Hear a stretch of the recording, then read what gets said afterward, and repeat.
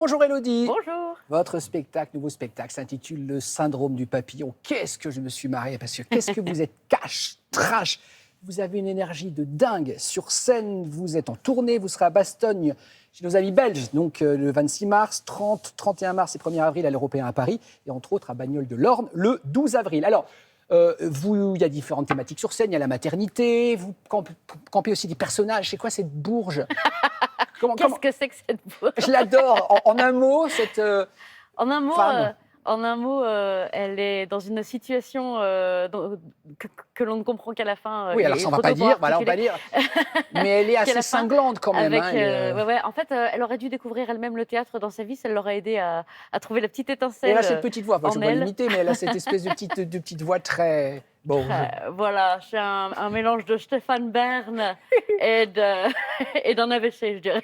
Ah ben voilà, il tombe, on est content. Allez, on va voir un petit extrait d'un sketch que vous consacrez aux haters. Alors les haters, on va expliquer, ce sont tous ces gens qui critiquent souvent de manière anonyme sur les réseaux sociaux. Et vous allez passer en revue les différents types de haters, notamment le hater qui n'aime pas les femmes, ça donne ça à regarder. Le hater misogyne. Ça rigole moins là. Pseudo, toutes les mêmes. C'est bizarre de comparer toutes les femmes de la planète quand on en a eu qu'une et qu'elle était gonflable. C'est étrange. Très étrange. Très très bizarre. Phrase fétiche, les préliminaires ça sert à rien.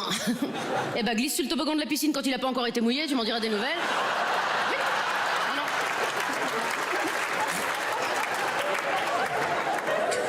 Rendez-vous au bout du tuyau.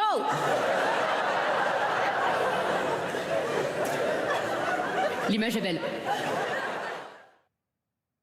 Est-ce que, Elodie, je vais vous montrer une photo qui va évoquer un moment de votre vie, un long moment de votre vie. Est-ce que, voilà, là, on est dans une, on est dans une école maternelle, vous avez été 12 ans. 12 ans animatrice périscolaire Voilà. en Est-ce école. que, au contact des enfants, ça a été votre premier public ou est-ce qu'il y a eu un échange de part et d'autre? Carrément.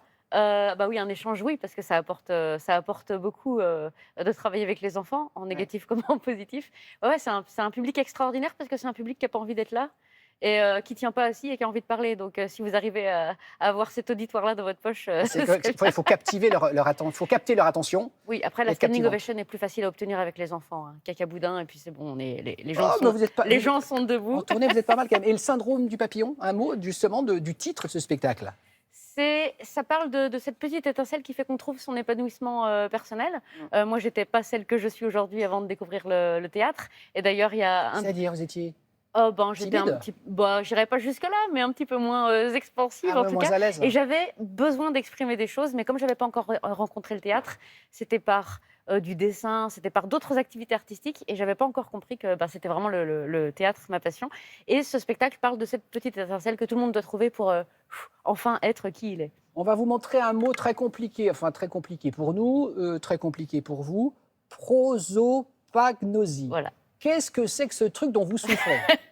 C'est pas contagieux. C'est absolument pas. C'est une défaillance dans l'analyse structurale des visages qui empêche l'élaboration d'un précepte susceptible d'activer une unité de reconnaissance faciale. Autrement dit, C'est l'amnésie des visages. c'est-à-dire que vous ne reconnaissez pas les gens. C'est-à-dire que là, si je fais ça, hop, ah bah qui êtes-vous? C'est C'est vrai catastrophique, surtout dans ce métier. Mais votre mari, basé vous le sur la reconnaissez? reconnaissance. Votre mari, votre C'est fille comme ça que j'ai su que ce serait mon mari, c'est que je l'ai reconnu. Ah, donc J'ai c'est pas... intégré le visage assez rapidement. Donc c'est pas tout le temps quand même. J'ai des problèmes avec des gens de ma famille, donc. Non, vous c'est- plaisantez. Ah non, non, pas du tout. Vous reconnaissez pas les gens de votre famille? Il y en a certains que j'arrive pas à les. Voilà. Et c'est particulier dans ce métier parce que les gens ont tout de suite l'impression que. Oui, vous avez ouais, pris le melon. Ouais, alors D'accord. que pas du tout. Bon. C'est juste que je sais pas qui vous êtes. Là, j'ai une petite vidéo surprise de quelqu'un que vous êtes censé connaître.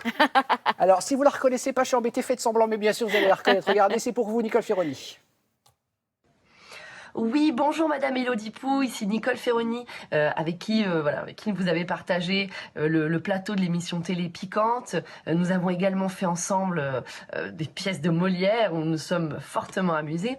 Et voilà, je voulais que dans cette petite vidéo, la vérité éclate au grand jour pour dire aux Français que vous n'êtes pas seulement une très bonne humoriste qui fait des formidables blagues et qui avait un jeu de comédienne très drôle. Vous êtes aussi et surtout une excellente camarade, puisque en plus de faire des bonnes blagues, vous rigolez aux blagues des autres. Et ça, pas tout le monde le fait.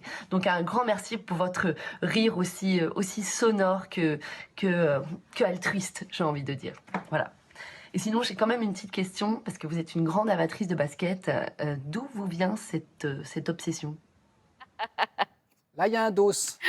Il y a là un dos. J'adore les godasses, ouais. Vous J'adore avez les combien de baskets. Beaucoup trop.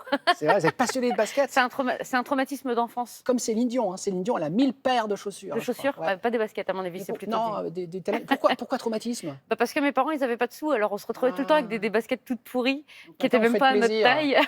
Et du coup, quand j'ai commencé à gagner ma vie bien, eh ben, je me suis vengée. C'est trop mignon. Alors, un petit indice sonore. Il paraît que vous adorez Ah là là. Charles, La petite maison dans la prairie, mais Ah vous oui. êtes addict. complètement. C'est ce qu'on appelle une série refuge. C'est-à-dire que dans ma vie, quand je suis trop fatiguée ou que j'en ai marre de certaines choses, je me mets devant. Et vous pleurez? Non, plus maintenant, parce que. Ah, quoique. Si, ça peut me tirer encore la larmichette. Mais je connais tellement par cœur qu'il y a plus Vous connaissez tous les de épisodes. surprises. Tout. Et d'ailleurs, ça donne l'objet d'un sketch sur scène. Vous en Ouais. parlez, hein, c'est vraiment. Sur scène, tout ce dont vous parlez, c'est vrai. Oui. C'est- Ah oui, oui. Pourquoi? Non, comme ça. Parce que je réfléchis. Je suis en train de me Qu'est-ce que refaire j'ai le dit film.